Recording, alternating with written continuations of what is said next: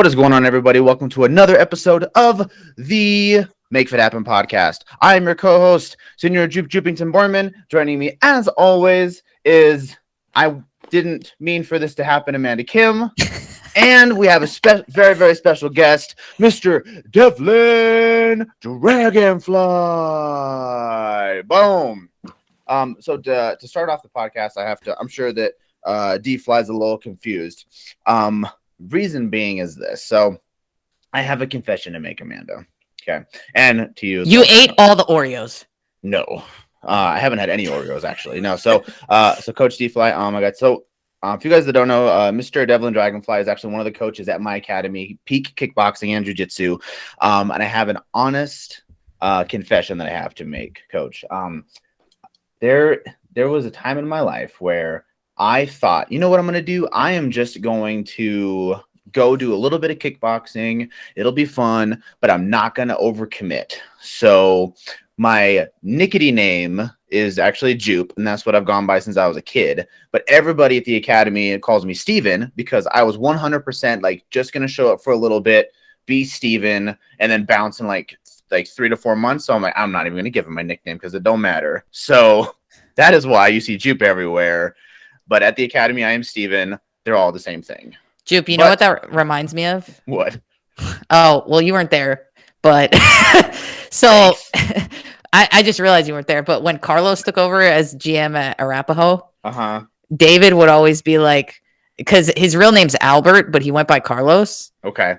So like David and I didn't like him. So David would always be like, yo, who the fuck is Albert? Yeah. So there you go, Coach D Fly. My real name is Steven. You can continue to please call me Steven, but that's the mystery behind. Call him Jupe. That is the mystery behind the nickname. So I've actually known Coach, I call him Coach D Fly, but Devlin Dragonfly. I've known him for about almost 3 years now. Mr. Devlin Dragonfly is an absolute animal in Muay Thai land. But what I'm gonna do, I'm just gonna let I'll ask you a couple questions. We're kind of gonna do the slight interview style. And we did have quite a few people actually. We've got like the ones that I sent you were like all kind of what I thought of. We had about like 15 people write in questions. So those are gonna be completely random. You have zero prep time. You're put on the spot. But tell us a little bit about yourself. Like, what are your accolades as far as like martial arts are concerned? So I've been training martial arts for the last 7 years, about 7.5. And I mostly do Muay Thai at this point, which is Thai kickboxing. But when I started as a jiu-jitsu practitioner. And so I do have some jiu-jitsu under my belt, but I am still a white belt, the longest running white belt at Peak right now, 7 years. So sandbagging that division. But like I said, I got started about 7 years ago. I ended up quitting high school soccer, and I needed something else to do to kind of keep myself fit, keep myself active, keep myself sane. And I always wanted to do martial arts. My dad was a kung fu black belt. And whenever I was a kid, we'd do some sparring, and he'd always kick me around a little bit, which was a lot of fun. So I thought, you know what, let's get into mixed martial arts.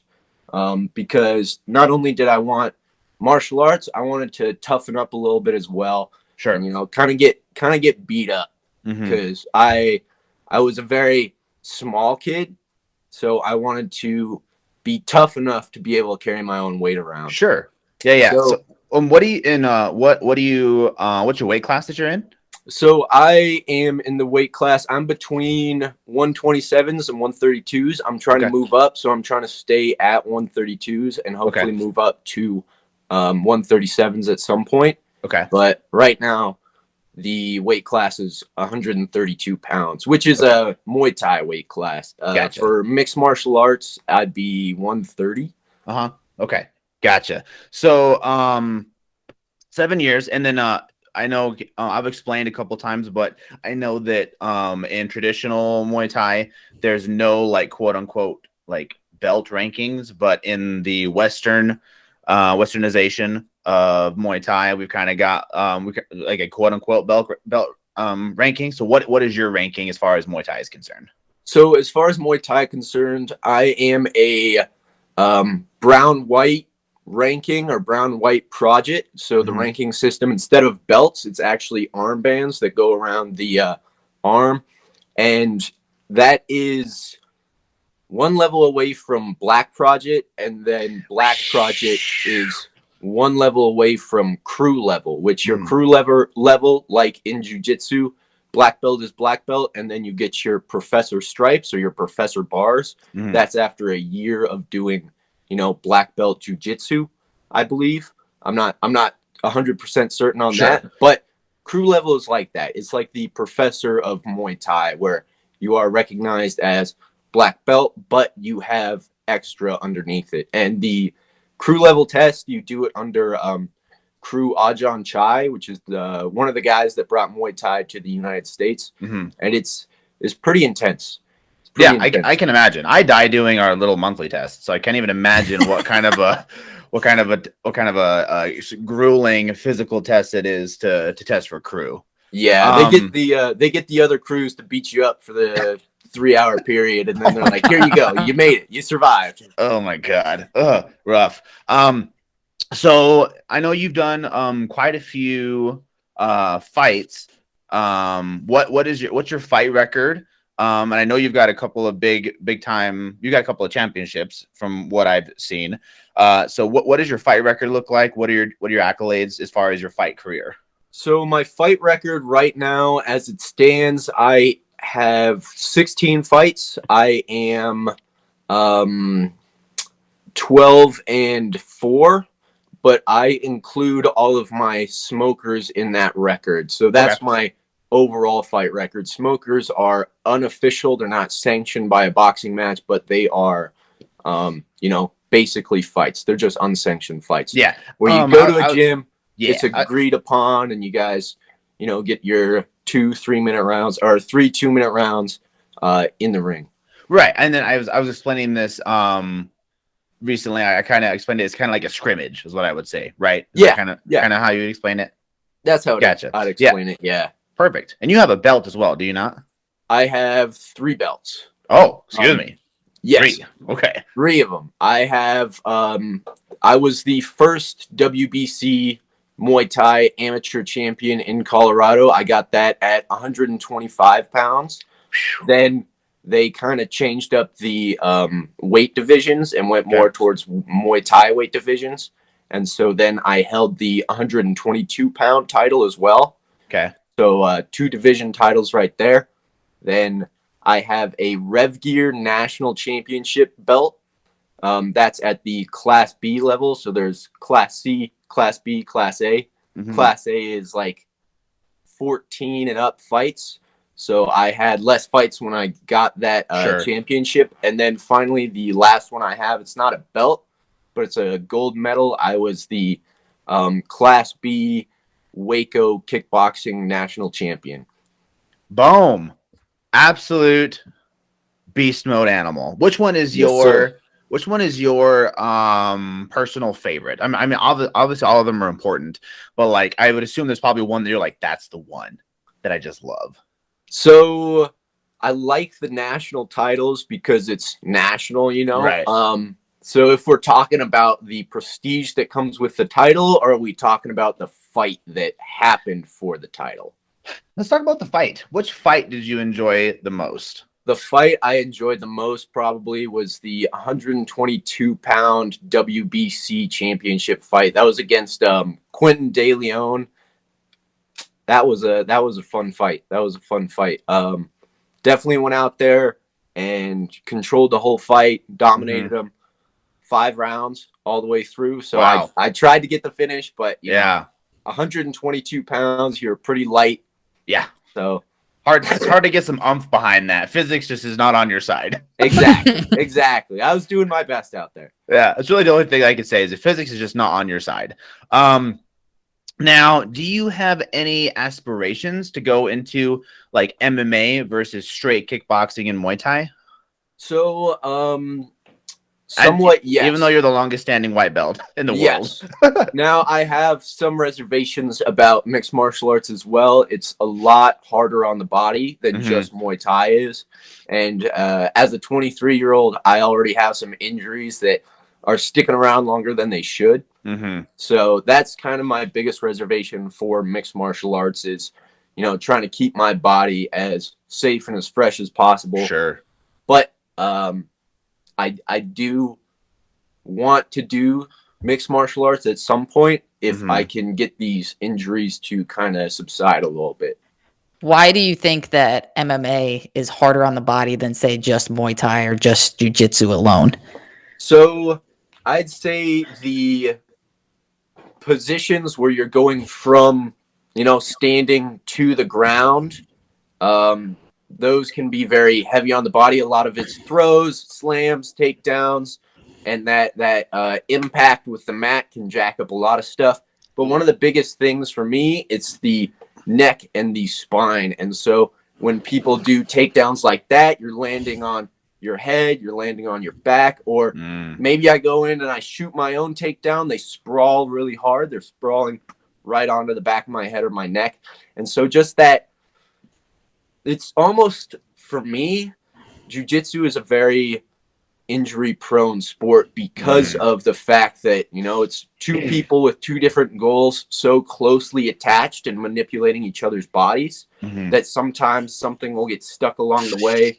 Transfer move, that arm gets stuck, you know, little pop happens, and then you're out for a couple of months. Ugh, rough. So it's that transition period between standing and ground, and then just some extra reservations for me on the ground after that.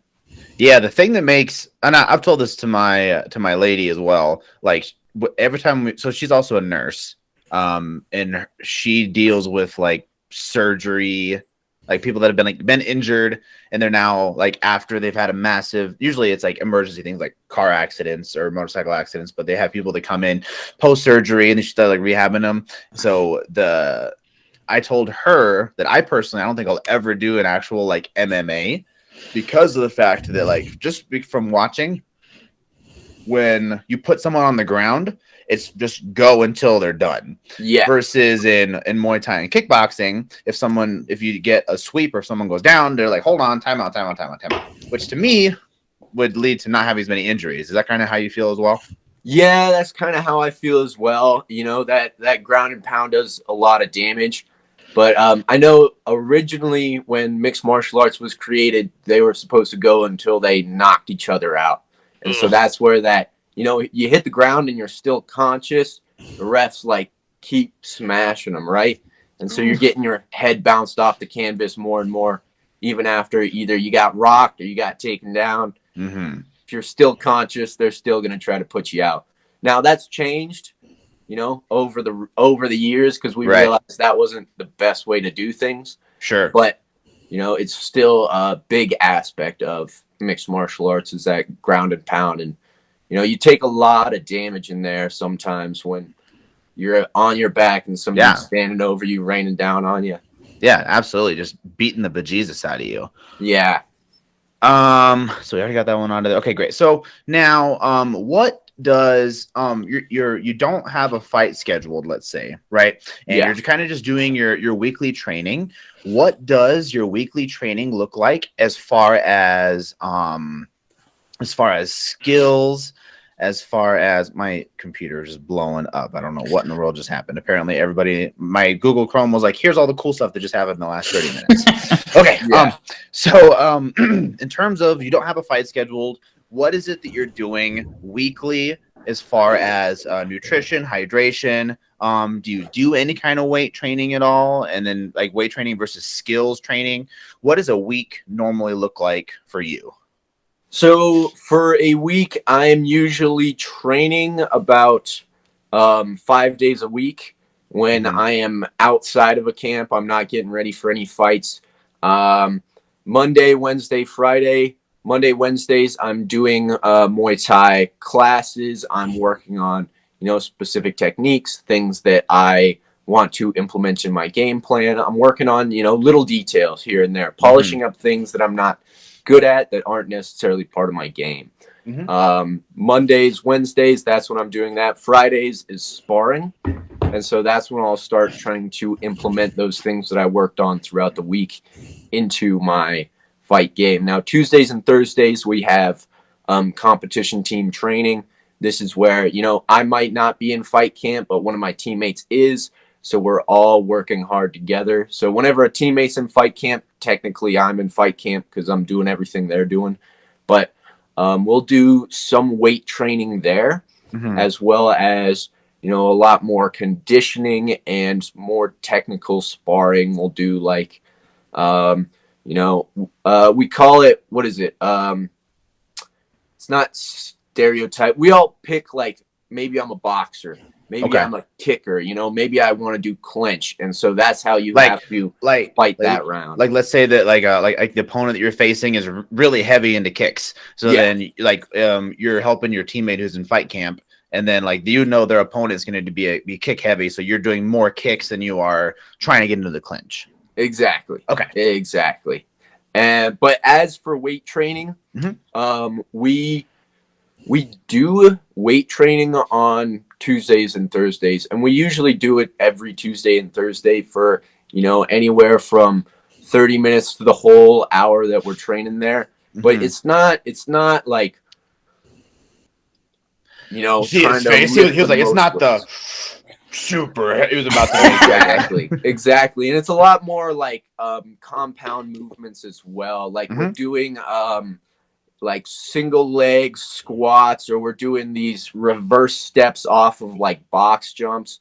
And we're doing a lot of, compound motions so that our bodies are strong with our supporting muscles as much as they are with our main power muscles.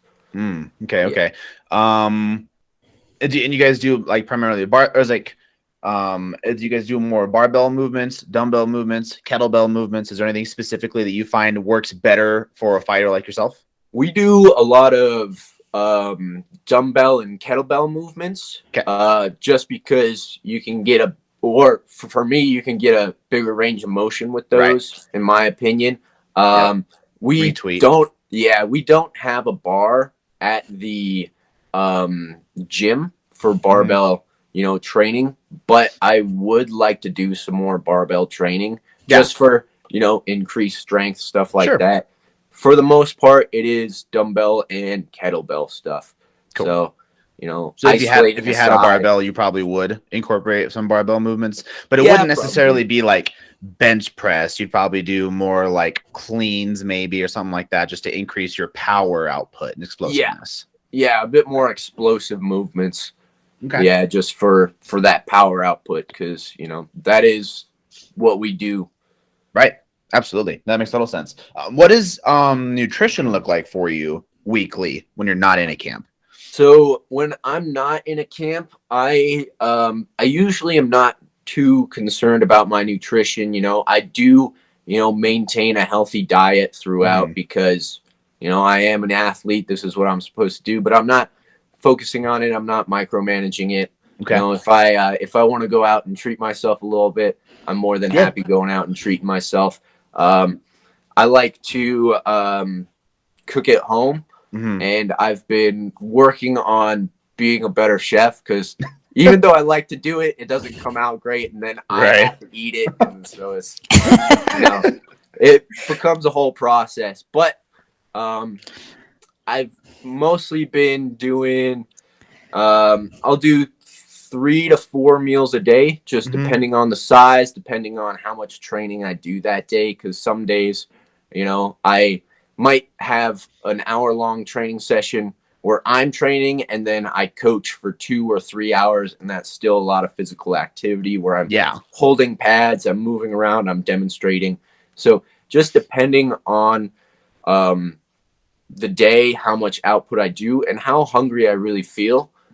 Some days after training, not too hungry, so I don't worry about eating, or a hard training day really kind of sets my stomach off. Maybe I'm not hungry after that, so I'll kind of let that kind of calm down for a couple of hours before I get my next meal in. But like I said, I don't focus too much on my diet outside of a training camp, just because what I'm doing physically is going to keep me healthy, keep me moving. Sure. And then I know I'm not eating junk food the whole time I'm outside of the training camp. So. Sure.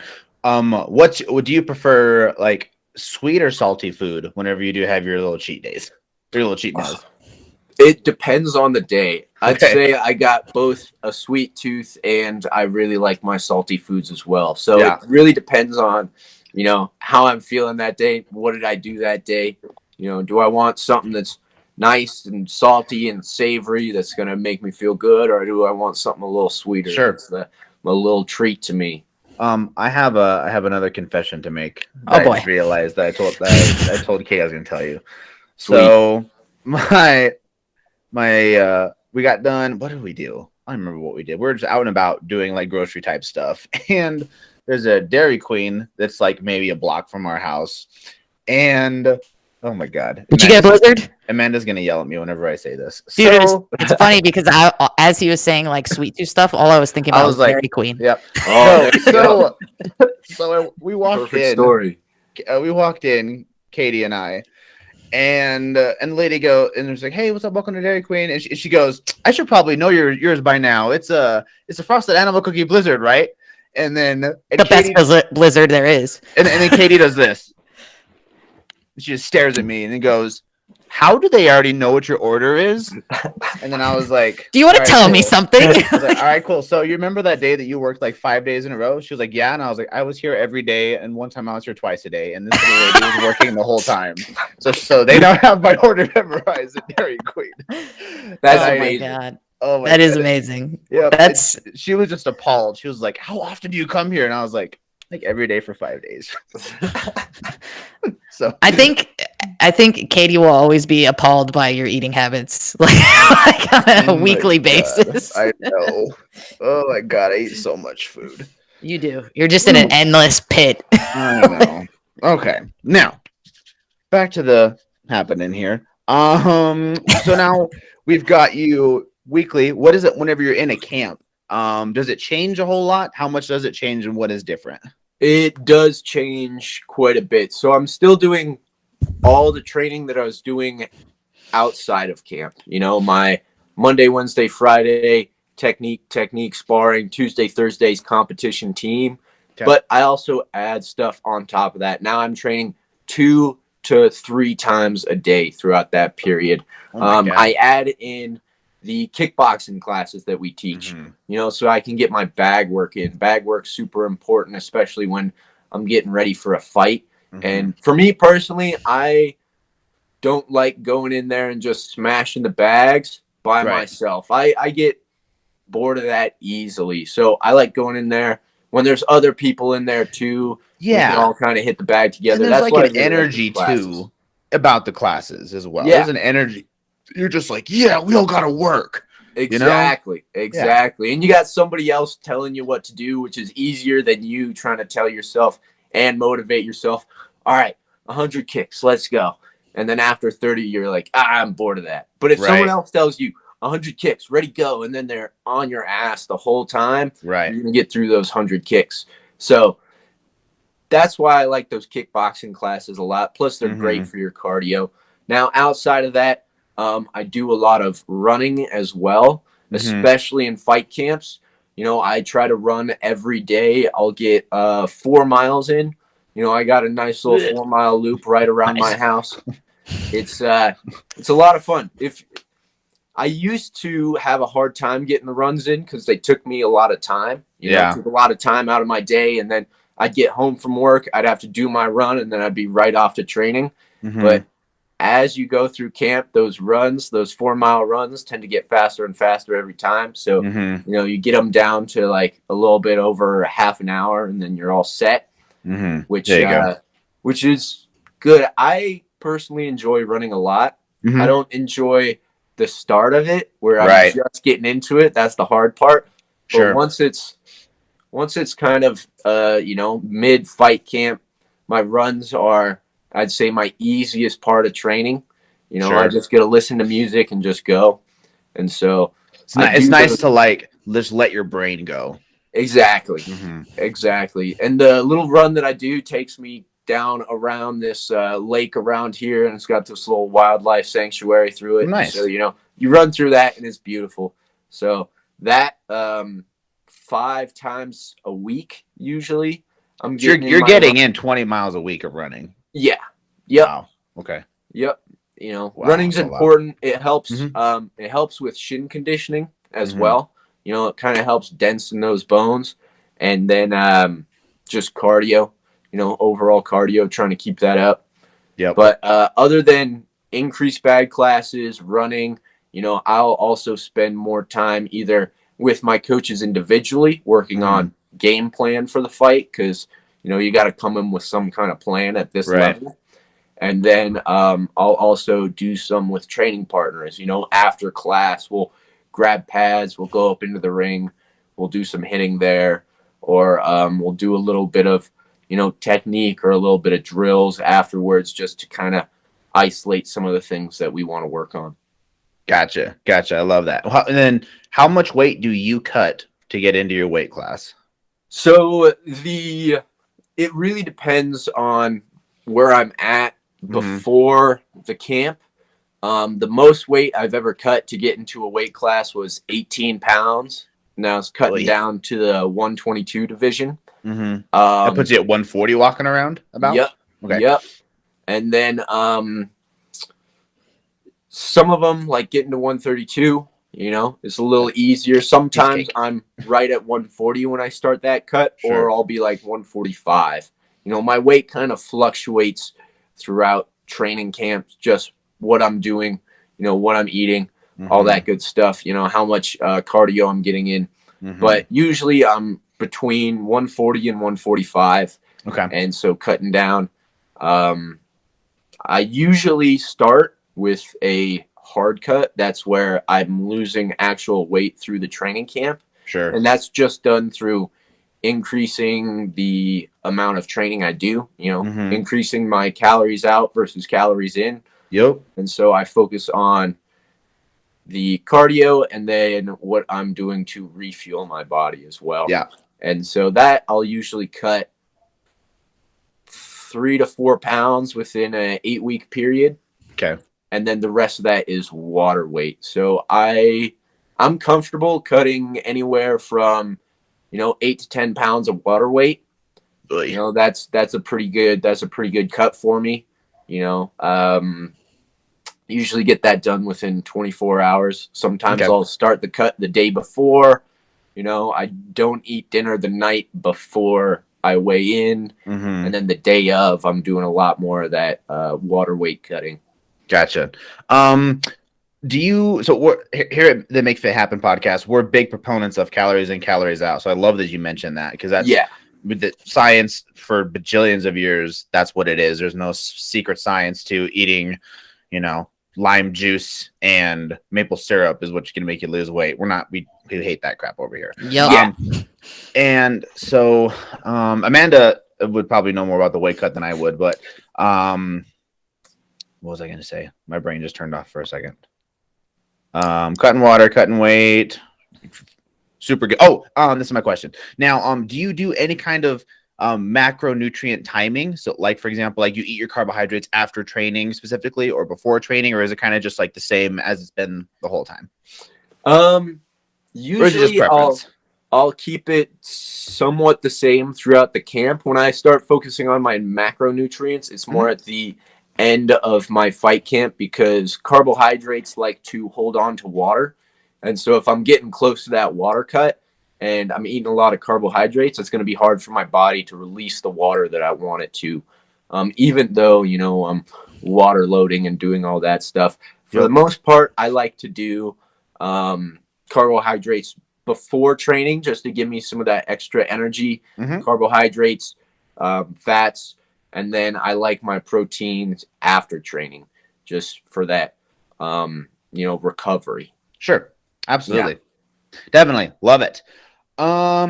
Let's see. Moving on down the list here. Do you have any fights coming up relatively soon, or is there not one at the moment? Oh, look at him. He's like, so I had a fight coming up. It was going to be August 21st. And a week ago, week and a half ago, my opponent pulled out, and so I am fightless. I feel like, why does this happen so much? Because you know, for those of you guys that are listening in, like obviously, so Coach Dragonfly and I, we work at the same, or train at the same gym.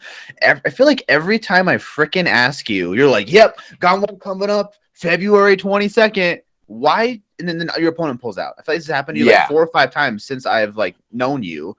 Like, why do your opponents always pull out? I have You're no a dangerous idea. man. That's what it They're is. scared. They're scared. They're scared. It's been different excuses every time, and every time I am ready to fight. So this has happened to me the last 5 fights I've gotten. Now, Damn. I told you this is a dangerous man, didn't I tell you? Yeah, it's rough. It's rough being this good. No, I'm kidding. I'm kidding. But for the last it might have been 4 fights. It might have been 4 fights because I think the 5th fight actually was the Waco kickboxing tournament that I was in. For the last 4 fights, I've had dudes pull out because of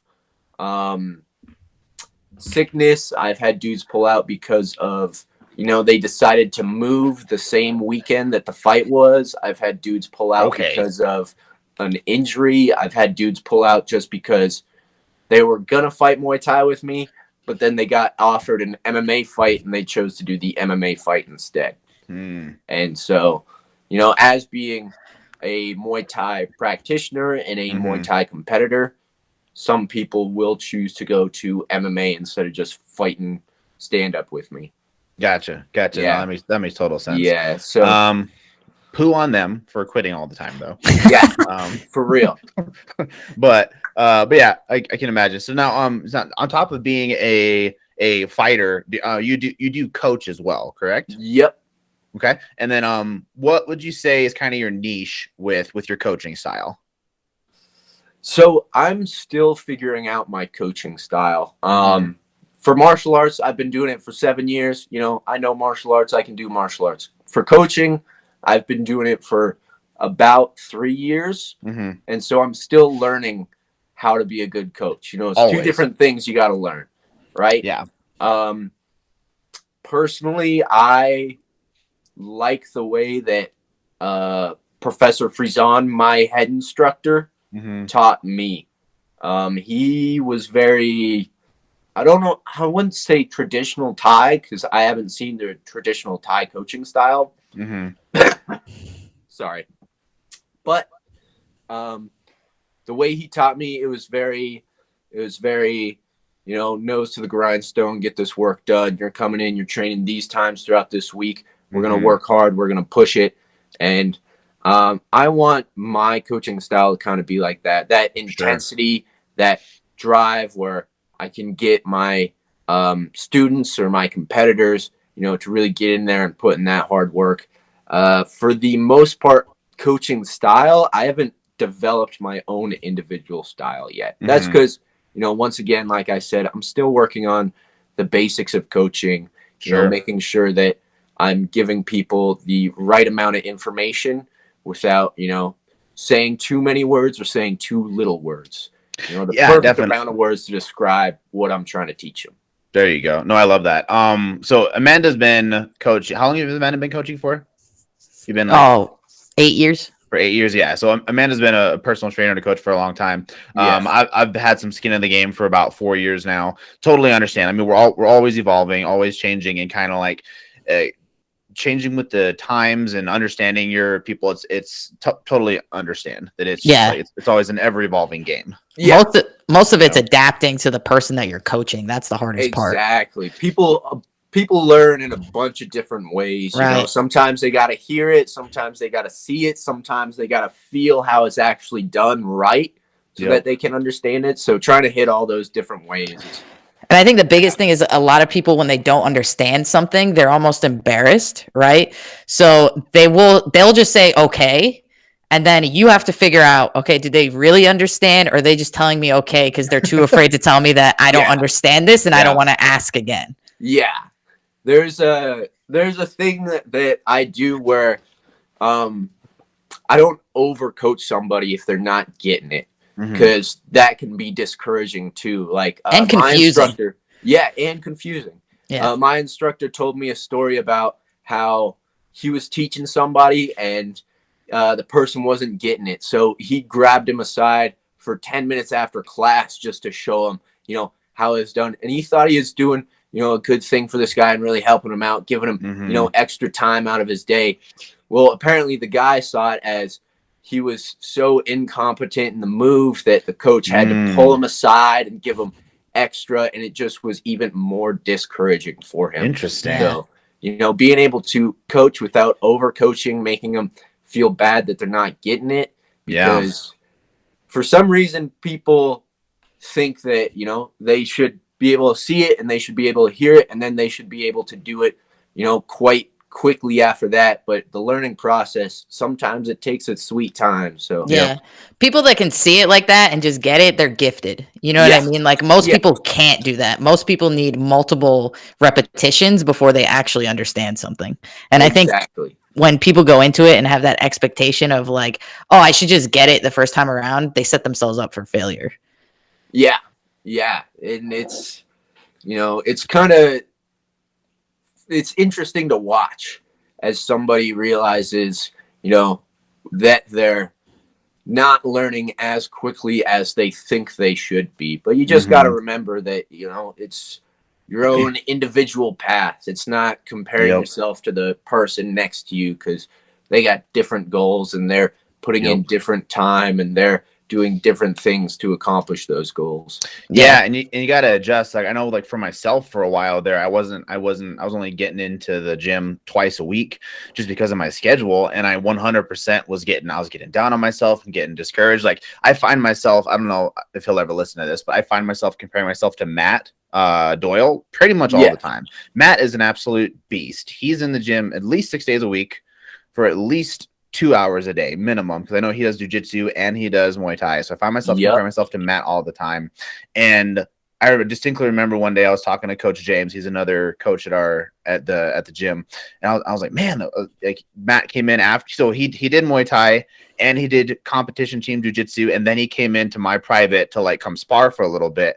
And I was talking to Coach James, and I was like, I don't fucking understand why Matt beats the shit out of me all the fucking time. And he's like, we'll get in here for, you know, 18 hours a week and you will too. And I was like, oh, you're right. So it's just time. So just understand that I'm in there for 2 hours plus whatever I can do on my own, and he's in there for 18. Like, obviously he's gonna beat the shit out of me. And I think that goes for anything, right? Like, part of it is people put that expectation on themselves because of ego. Like they just think, you know, I put this work in, so it should just happen.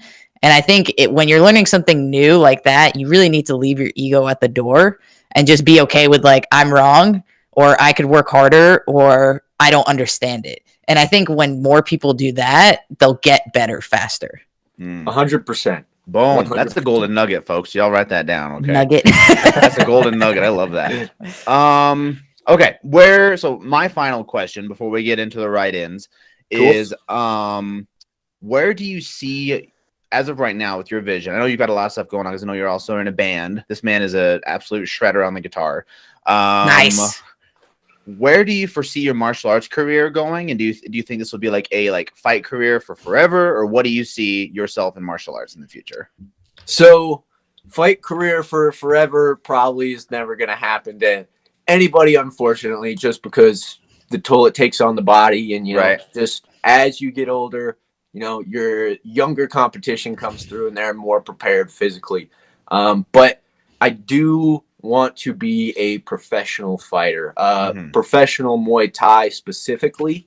The only problem with professional Muay Thai is here in the United States, it is limited. It is very limited. It's not a very popular sport like mixed martial arts would be. And that's kind of why my pull towards mixed martial arts is the way it is. You know, it's a more popular sport. The athletes get paid more than pro Muay Thai. The toll on the body is larger, and you're going to have to be willing to sacrifice more for, you know, getting more. So I would like a professional fight, and I also had the dream of getting my 100th fight as well. Nice. So fighting up to that 100 fight level and being pro are two of my large goals in martial arts. Martial arts is, they always say it's a lifelong journey. Right. And I 100% agree with that, because I have fallen in love with this sport and fallen in love with what I do and the benefits that I get out of it. Even though, my goals today could be different than my goals from a year from now. So it's always changing, always adapting, always adjusting. But I see martial arts in my life for the rest of my life. Awesome. Yeah.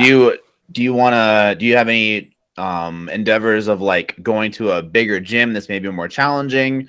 Or because I mean, in comparison, just to be honest, like Peak is relatively small in compared to I think Easton here in Denver's got 3 different locations.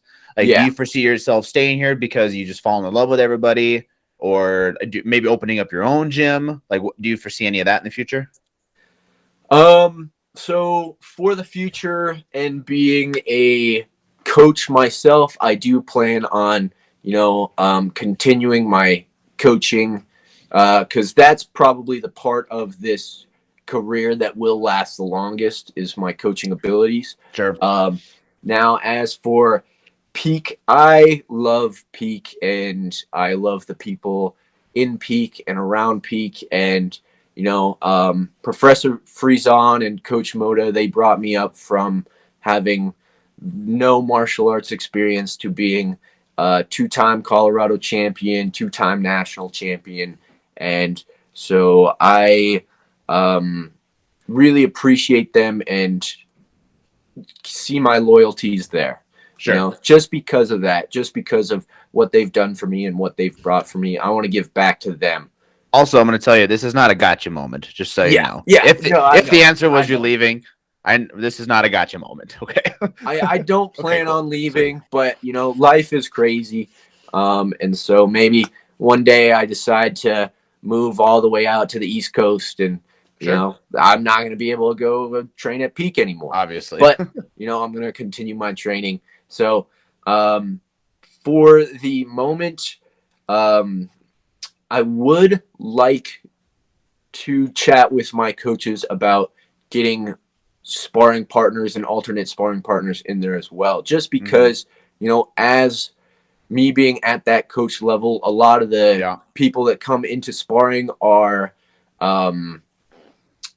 my students. Yeah. And so teaching them, and then of course we get in there and sparring, and to remain them looking at me as their coach and not their teammate, I kind of got to beat them up a little bit. Yeah, like from being on the receiving end of the ass kicking, it's scary as shit the first time you go from this is my coach, and then all of a sudden your coach squares up, and then you go, I'm about to get my shit wrecked. Like, I'm 100% on the receiving end of that. I distinctly remember the first time that you and I ever sparred. I just remember you attacking my rear leg, and my leg just was shot. And I was like, this is scary as shit. I couldn't even imagine. Like, so I totally understand where you're coming from. Like, you need more. Sometimes I do need more, and especially when it comes to competitions and training for competitions, not only because of that, but also because of, I need somebody my size in my weight class that can emulate this person's style. Sure. So I kind of have some, understanding of what I'm stepping into when I step into the ring. But I mean, there's a lot of training partners and sparring partners that I have now that, I really enjoy sparring with. They give me a challenge due to either physical differences or style differences, or just, their intensity is different, which I really like. Just having some people in there that are my size. I don't want to say my level, because you can. I mean, it just sounds true. like a cocky thing to say. But at the same time, having somebody that, when I start feeding offense, they can defend and counter appropriately, give me that challenge there where I have to adapt kind of on the fly would be nice. I think it's okay to say people that are on my level. I would say so. I mean, just because I would agree. Just because you're perfect. People that are on my level. Yeah. I mean, you're really good. And there's just a lot of people that are, especially like what I've noticed, this is me coming in, being like consistently back finally in the, I always say the academy, by the way, because for me, 24-hour fitness is the gym, Peak is my academy. But at the academy, I've just noticed we're getting a whole lot of fresh people that are qualifying for pre-qual. But none of them, like, so in terms of like ranking, for those of you guys that are learning the rankings, like I'm a blue project, and then it goes blue and white, purple and white, red and white, brown and white. So Dragonfly is way the hell up there. And I think there's like maybe one or two blues that are in there now. Like Shane I think was a blue, but he's much more experienced than most blues are. But there's like Matt that's in there. Everyone else is at least 2 ranks below myself. So you can see that Dragonfly needs some people that are like way more experienced. We got a whole bunch of people that are coming in, but it's like, I mean, it's like having, a varsity or like a 6th man on the varsity bench for basketball. And we've got Kobe over here. That's like, this isn't like, it's not even close, Like, we're playing one-on-one, and Kobe needs a partner to play one-on-one, and he's got like varsity freshmen, like it's not even close. So, I feel you 100%. Yeah. All right. So here's the writing questions. Okay. What is your opinion on Muay Thai being in the Olympics, and are you worried that it will suffer the same fate as Taekwondo or that karate has? So it's a multi-phase question, obviously. Yes, I personally am excited that Muay Thai is in the Olympics, but at the same time, I understand as an Olympic sport, they got to kind of nerf it a little bit because, the whole world is watching, and sometimes the whole world doesn't really want to watch blood sports. So they have, I believe they're doing Muay Thai through IFMA rules. I don't know what IFMA stands for. I think I made this up last night and I was thinking about it. I think it's International. You know what? I totally forgot what I'm going to call it. International Federation of Muay Thai Association. Yeah, I was like, International Federation of Martial Arts Fighting something rule set. And then, but I know they do IFMA rules, and for all of the national competitions, national tournaments that we do, we follow IFMA rules as well, just so we can get used to them. And a lot of those national competitions are like qualifiers for being looked at for the international Muay Thai team.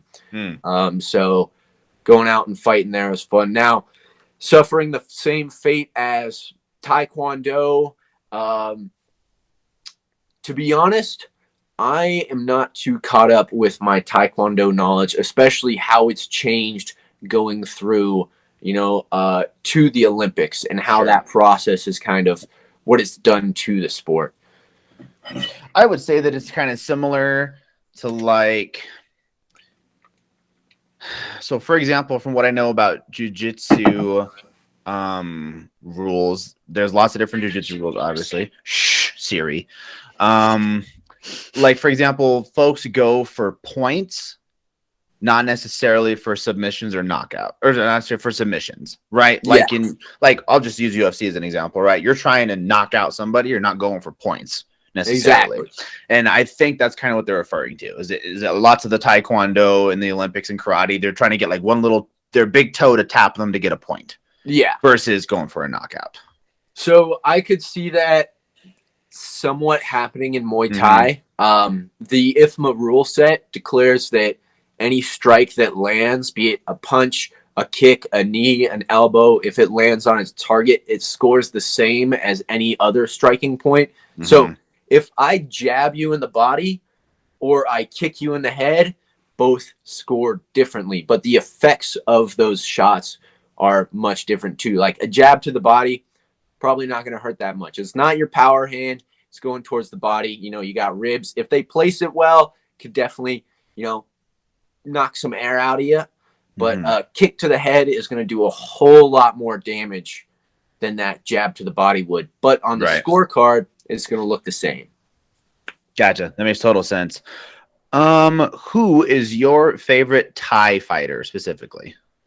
I'd have to say Lurdzilla is my favorite Thai fighter. He his style, that Muay femur, that tricky style where he's moving around. He's always trying to bait somebody into a trap. He's laying all these traps, setting up different shots, and just the way he carries himself in that ring.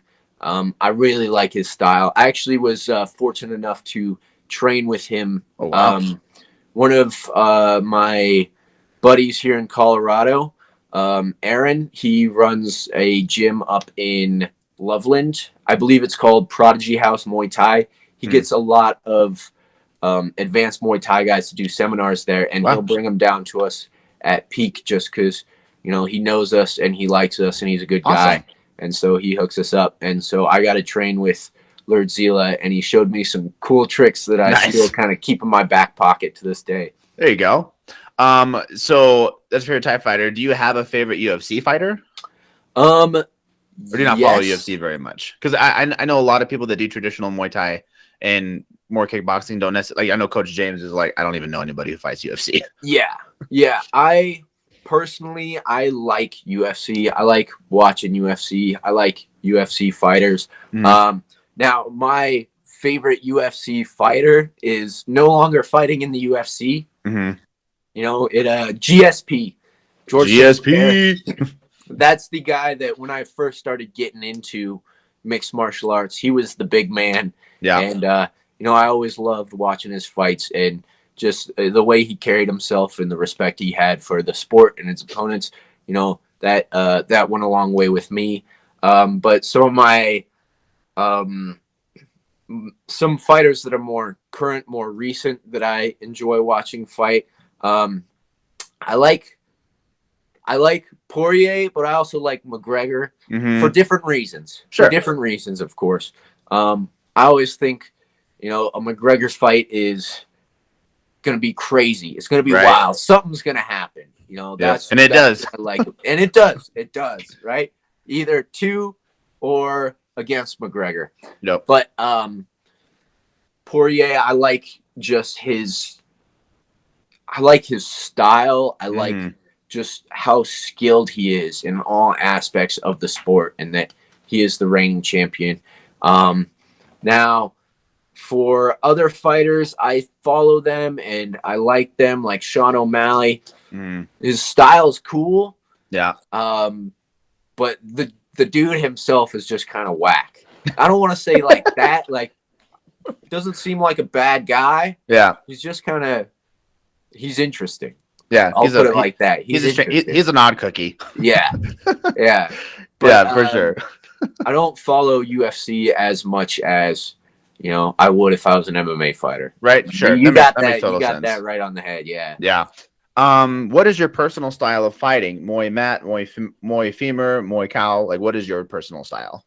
I'd say I'm trying to emulate a Muay femur style, which is the tricky style.